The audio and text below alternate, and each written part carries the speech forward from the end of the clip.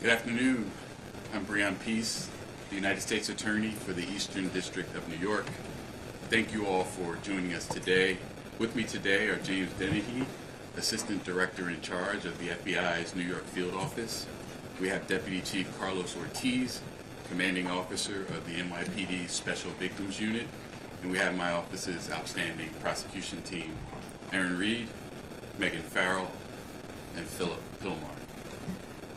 We're here today to announce the arrest and charging of 3 defendants. Former CEO of Abercrombie and Fitch, Michael Jeffries, Matthew Smith, and James Jacobson, on charges of sex trafficking and engaging in interstate prostitution. Powerful individuals for too long have trafficked and abused for their own sexual pleasure young people with few resources in a dream of securing a successful career in fashion or entertainment. To anyone who thinks they can exploit and coerce others by using the so-called casting couch system, this case should serve as a warning. Prepare to trade that couch for a bed in federal prison. The message from today's prosecution is clear. Sexually exploiting vulnerable human beings is a crime, and doing so by dangling dreams of a future in fashion or modeling or any other business is no different. My office and our law enforcement partners will always prioritize standing up for victims, no matter their gender and no matter how powerful the wrongdoers think they are. We will hold them to account. As we allege in the indictment, between 1992 and 2014, Michael Jeffries was the Chief Executive Officer of Abercrombie and Fitch. Abercrombie was a widely known clothing retailer with stores around the world. Aspiring fashion models knew that a place on one of Abercrombie's iconic ads could be the ticket to success in the modeling industry. But while Jeffries was the CEO of one of the most recognizable clothing retailers in the world, he was using his power, his wealth, and his influence to traffic men for his own sexual pleasure and that of his romantic partner, Matthew Smith. The charging documents describe in graphic and disturbing detail the violent and exploitive acts these defendants perpetrated, for which they will now face justice in a court here in the Eastern District of New York. So here's what's alleged in the indictment. Jeffries and Smith employed James Jacobson to act as a recruiter to find men. Jacobson engaged in, quote, tryouts with men across the world where he would typically pay them to engage in sex acts with him. Following the tryouts with Jacobson, Smith would often then personally approve whether the men who were selected would meet Jeffries and Smith. The defendants would fly the selected men to Jeffries and Smith's homes in the Hamptons in New York City, or to hotels around the world in such places as England, France, Italy, Morocco, and St. Bart's, for the purpose of attending events to engage in commercial sex. But beyond simply hiring men for sex, Jeffries, Smith, and Jacobson used force, fraud, and coercion to traffic those men for their own sexual gratification. For example, as alleged, the defendants employed a referral system and an interview process that did not inform the men of the details of the sex events before they attended, including the full extent and nature of the sexual activity that would be required of the men at these events. They caused the men to believe that attending these sex events could yield modeling opportunities with Abercrombie or otherwise benefit their careers. Smith and Jeffries employed a secret staff to operate these sex events.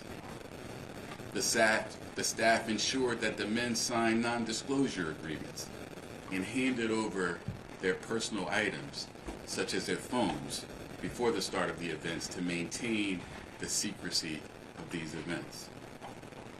The defendants caused the men to believe that not complying with requests for certain acts, sex acts, during the events could harm their careers. The defendants pressured the men to consume alcohol, Viagra, and muscle relaxants known as poppers during the sex events. And they required the presence of staff during the sexual activity and ensured that the men did not leave the sex events until Jeffries and Smith decided that the sessions were over. Also, as alleged, on more than one occasion, Jeffries and Smith either directed others to inject or personally injected men with an erection-inducing substance for the purpose of causing the men to engage in sex acts the men were incapable of engaging in or unwilling to engage in. Additionally, the indictment alleges on more than one occasion when men did not or could not consent, Jeffries and Smith violated the bodily integrity of these men by subjecting them or continuing to subject them to invasive sexual and violent contact by body parts and other objects. As alleged in the indictment, Jeffries, Smith, and Jacobson didn't just carry this activity on a couple of occasions. Their sex trafficking and prostitution enterprise lasted at least from the end of 2008 until early 2015. During that period, the defendants hired dozens of men and transported them to New York and around the globe. They spent millions of dollars on a massive infrastructure to support this operation and maintain its secrecy. This included hundreds of thousands of dollars of cash for commercial sex, prolific amounts of money for staff to run the sex events, money for domestic travel, international travel, hotel rooms, services from a security company, and Jacobson's salary, among other things. Now, this investigation remains ongoing. Although there are 15 John Does identified as victims in this indictment, this interstate prostitution venture encompassed dozens and dozens of men. And I encourage anyone with information about this case, including anyone who was a victim of the defendant's alleged crimes, to contact the FBI. 1-800-CALL-FBI. Now, I want to thank the victims who have already come forward for sharing their stories. Prosecutions like this are really impossible without the bravery of victims who are willing to report what happened to them to law enforcement. This office, Department of Justice, and its law enforcement partners will continue to work tirelessly to protect victims from powerful individuals who use their wealth and their influence to exploit and harm others for sexual gratification. In addition to my team, I'd like to give special thanks to FBI Special Agent Amanda Young and NYPD Detectives Paul Byrne and Antonio Pagan, who have worked hard on this investigation in the pursuit of justice. I'll now turn it over to FBI Assistant Director in Charge, Denke.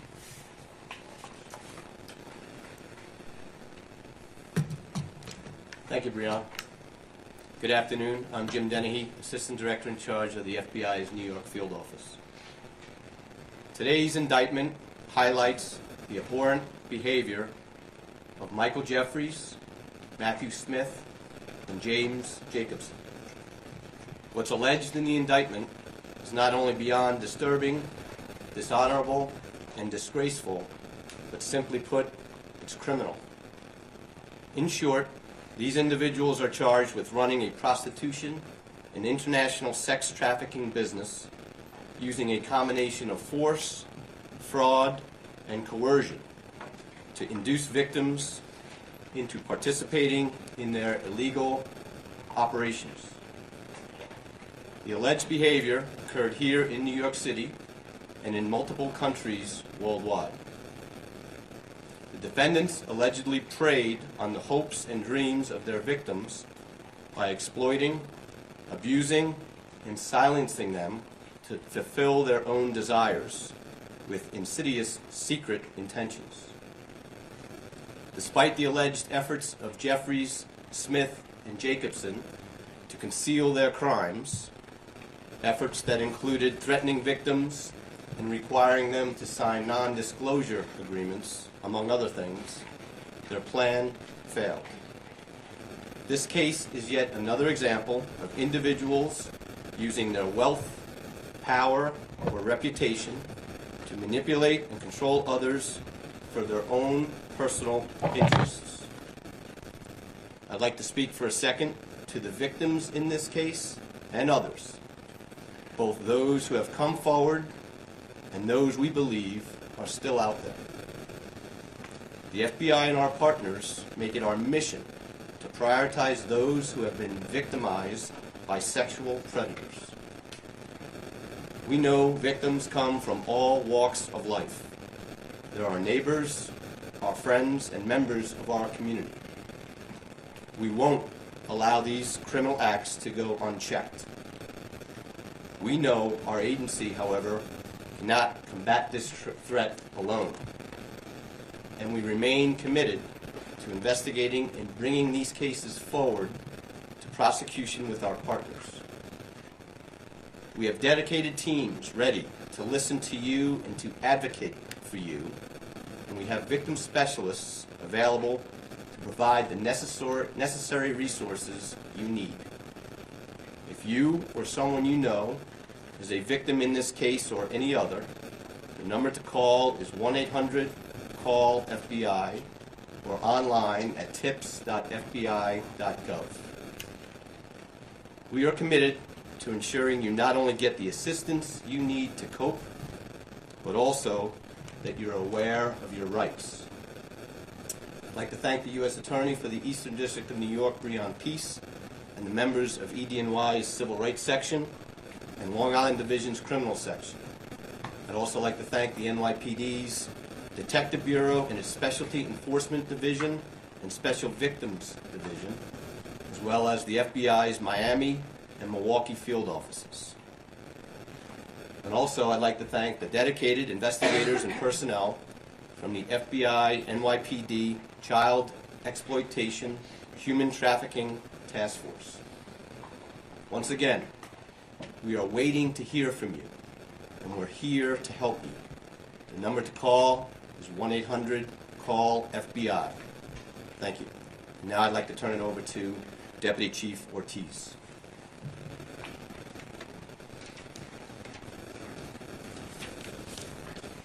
Hello, my name is Deputy Chief Carlos Ortiz. I am the commanding officer of the NYPD Special Victims Unit. Good morning, everyone, and thank you for joining us this afternoon. The NYPD is committed to fighting for all victims of sexual violence. We stand here today with our federal partners as we continue that mission. Our continued cooperation allows us the necessary resources to ensure successful prosecutions. First of all, I want to thank Attorney Pierce, FBI Assistant Director in charge Dennehy, and their staff, along with my human trafficking unit led by Captain Chase and Lieutenant Picarello for their diligent work in regards to this case. As evident by today's announcement, we hope our work is able to bring some sense of dignity back to these survivors. The NYPD encourages all survivors of sexual-based violence, including trafficking, to come forward and speak with us, regardless of gender, immigration status, race, or sexual orientation. Our investigators are equipped to handle all reports. Our joint federal teams remain committed to end all human trafficking. The mission and obligation of the NYPD Special Victims Unit is to provide a voice for those that feel unheard. We are here for you. Together with our federal partners, we will continue to fight for the victims of the city and all over the country. Thank you.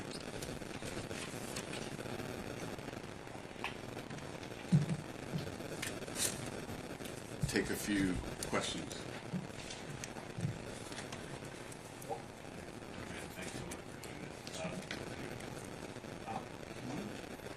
The indictment says that this alleged conduct ended in 2014. Why did it take nearly a decade for you to come to this moment?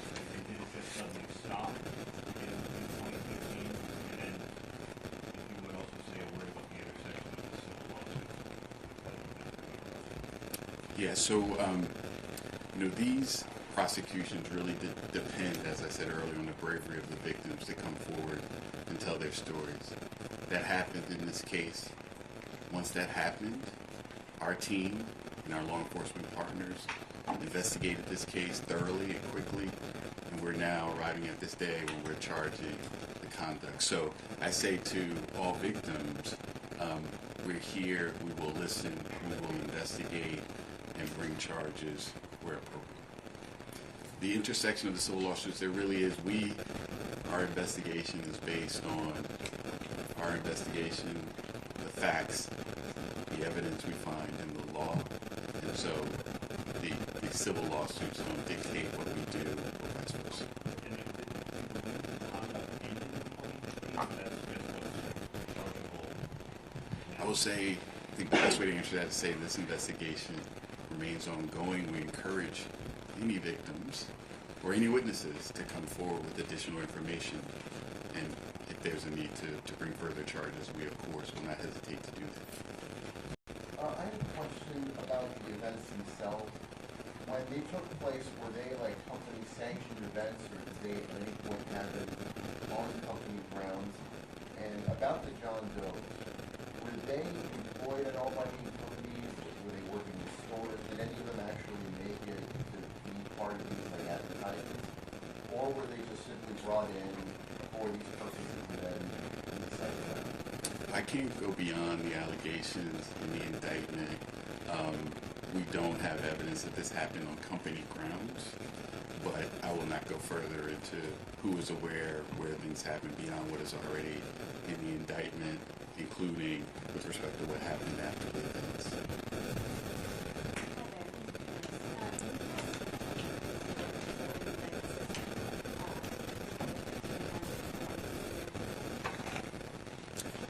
I can't get into our interview process. We interviewed many witnesses. As I said, the team and our law enforcement partners did a very thorough investigation into this activity. We have named 15 John Does, but as I indicated before, there may be other victims out there. We're hoping to hear from folks after this, and we will take action as appropriate. How did your office first learn about these events and what was happening? I think we became aware through media reports, which is not uncommon when you have media that reports on stories that relate to crimes, alleged crimes. We follow up and do our diligence. Thank you for doing this, Dr. Meyer. I'm starting to see two questions. I think I want to clarify a little bit on Mark Morales' point. Is the indictment allege that the resources of Abercrombie and Fitch were involved in the furtherance of this sex traffic ring, where the company itself would have any liability? And then secondly, generally, just from a sex victims and sexual violence and investigatory standpoint, we have this situation, these scenarios that are now victims are coming more forward publicly about power, control, manipulation of those who have aspirations. You have the Sean Combs case, you have this case. Are we finding that there are going to be more widespread investigations with regard to issues of power, exploiting and manipulating people? Do we see like a trend happening where more victims are coming forward? So it's twofold. So on the first question, we don't allege in the indictment that the resources of Abercrombie and Fitch were used in furtherance of this criminal activity.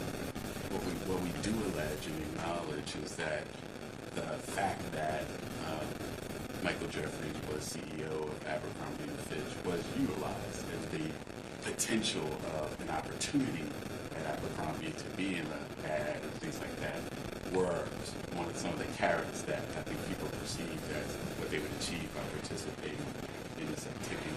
On your second question, I don't know if I could say it's a trend one way or the other. I'm hopeful that to the extent there are victims out there who have been subjected to trafficking activity, abuse, exploitation, that they would be confident enough in the federal and state law enforcement partners to come forward. As I said before, we listen, we investigate, we take action, and we will not hesitate to bring charges. In this office in particular, and my civil rights team, I think you know we have a track record of bringing cases with respect to people in power who have taken advantage of and abused others. We prosecuted R. Kelly, brought the Nixium case.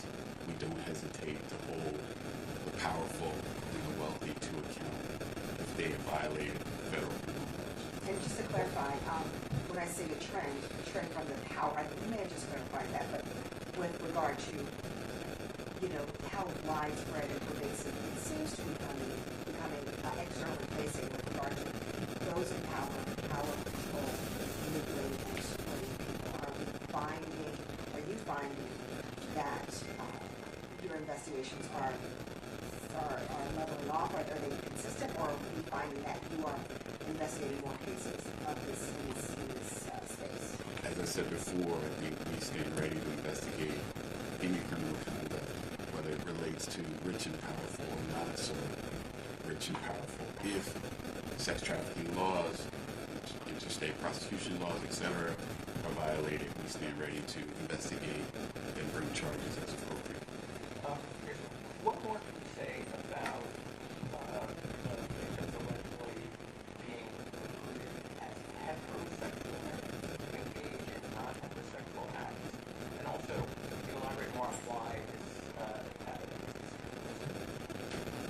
Well, I think I'll take the second part first. I mean, the venue is driven by the activity. As I mentioned earlier, it is alleged in the indictment, much as that activity happened in New York, in the Hamptons in particular, which is part of the Eastern District of New York.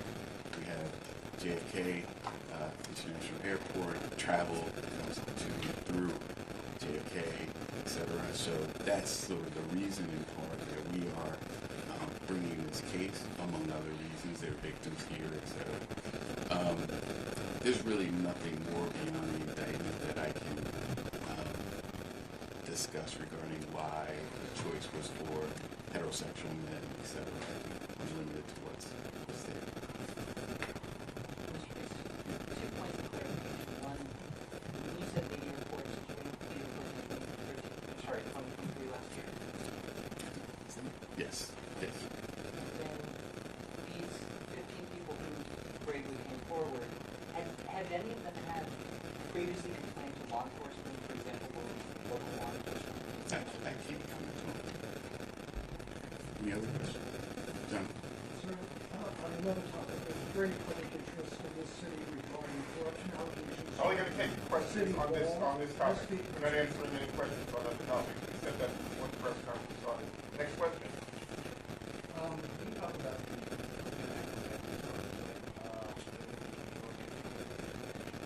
Yes, so they will have their initial appearances in courts, Florida and I think Minnesota, and then they will be brought to New York or travel to New York to be arraigned. We're expecting that will happen either at the end of this week or early next week. In terms of detention, we put in a detention memo outlining our position for Matthew Smith.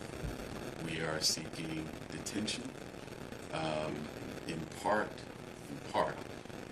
because he is a dual citizen of the United States and the UK, the risk of flight are particularly acute with him, and for the other two, we're seeking substantial bail packages If those aren't met, of course, we expect that they would be detained as well. Obviously, those decisions are up to the judges who do their arraignment. Sort of on the trial topic, in regards to evidence, you said phones were taken from many of the victims' crimes. Do you have any video on top of, or other evidence besides the story that substantiates We have substantial evidence. We have travel records, we have financial records, we have testimony of victims and other witnesses. So we think we have a lot of evidence that corroborates the charges in this case. Last question.